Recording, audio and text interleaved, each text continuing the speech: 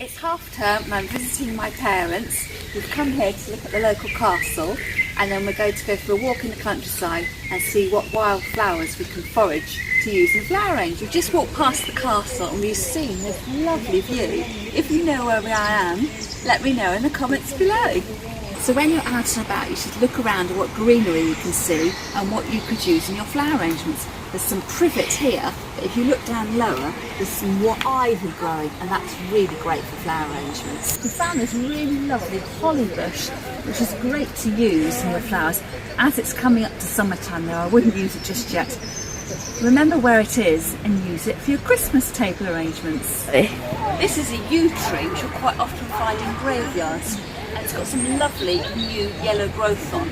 If you use that now, it would droop a little bit because it's not hardened off. But again, I would say for me, this is something to use in your Christmas arrangements. And as we get down the hill, you can see another view opening up, and there's the river down below. This plant's called red valerian. This is a pink variety. You can also get it in white and a much deeper pink. It grows almost like a wildflower, and it does look really great in a vase.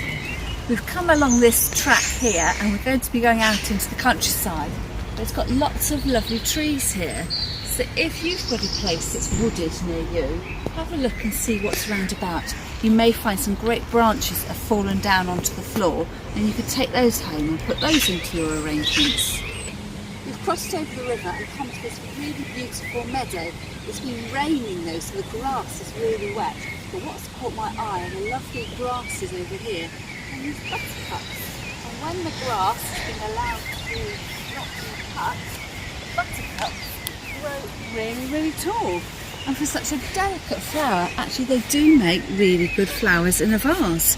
But when you're picking from the wild, you need to be mindful of the Wildlife and Countryside Act 1981 and be careful not to be picking up protected plants, and also be careful that you're not damaging any protected habitats, and only pick when the flowers are really abundant and just pick what you need rather than picking every single thing in sight.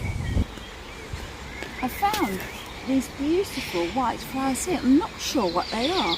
They could be phlox. Because I don't know what they are and there aren't very many here, I'm just going to admire them and leave them. And can you see the little blue flowers here? They're forget-me-nots, and at the end of May they're just coming to the end of the season. You may have these growing in your garden at home and they do grow almost like weeds, but again I'm going to leave them here and pick something else for another time. Can you see the red campion? In fact it's a bright pink flower, and again this is a weed. It looks to me as if this patch here has been specially planted as part of the meadow, so again I'm not going to pick it, but if you had an area where you had lots of these perhaps growing as weeds in your garden, they would make really great cut flowers. Can you hear the sound of the water behind me? There's a few rocks in the river here and the water just sounds lovely, bubbling over the top.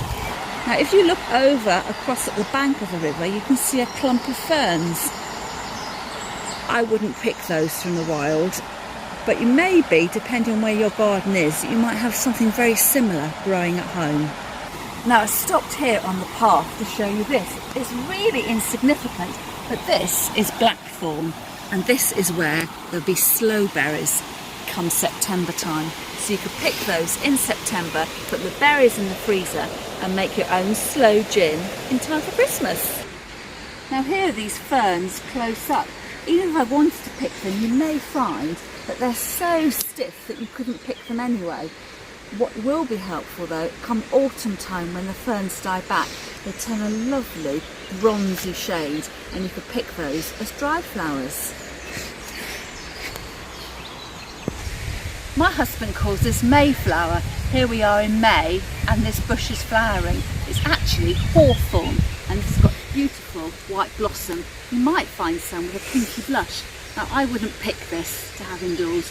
As soon as you get it indoors, the blossom will fall off. I'd save it until the autumn time again, when the berries have come out. It will look really good for a harvest festival arrangement and even will last up until Christmas time. But be careful, it's got really huge spikes on it.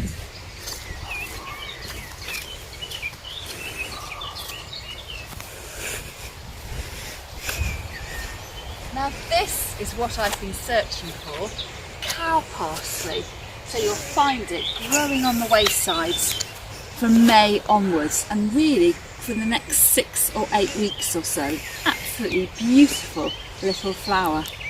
Again, if you were thinking of picking this, only pick what you need and only pick in patches where you won't be able to notice where you've taken it from. I would say, again, it's something with quite a tough stem, and if you want to pick it, you really need to have a pair of scissors in your bag to get a really good clean cut.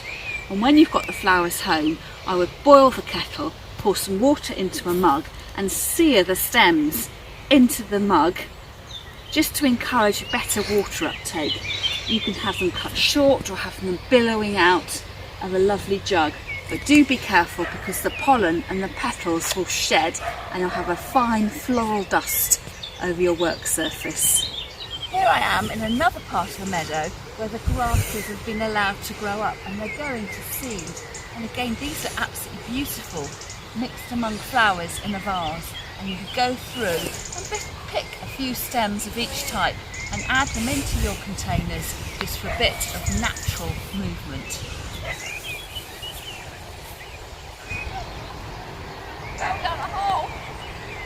I hope you've enjoyed walking with me from the town across the river and into this meadow. If you've liked the video, don't forget to give it a thumbs up and subscribe to my channel, hit the notification bell, and then you'll always know when I upload a new video. I'll see you another time.